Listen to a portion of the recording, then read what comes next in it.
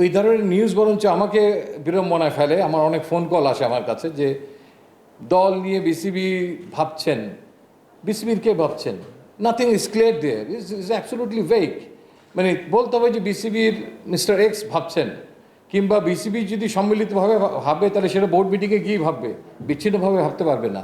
কিংবা নির্বাচক মণ্ডলী ভাবছেন।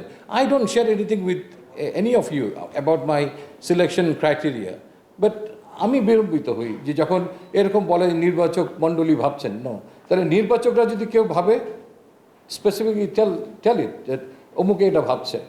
আমার মনে হয় যে আমাদেরকে জনগণের কাছ থেকে বিড়ম্বিত হওয়ার থেকে আপনাদের আমি সহযোগিতা চাই, যেটা আমি আশা করেছিলাম যে বিশ্বকাপের সময় আপনাদের কাছ থেকে পাবো।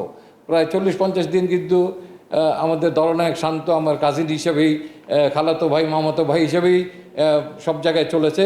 নান অফ ইউ আজ আস্ক মি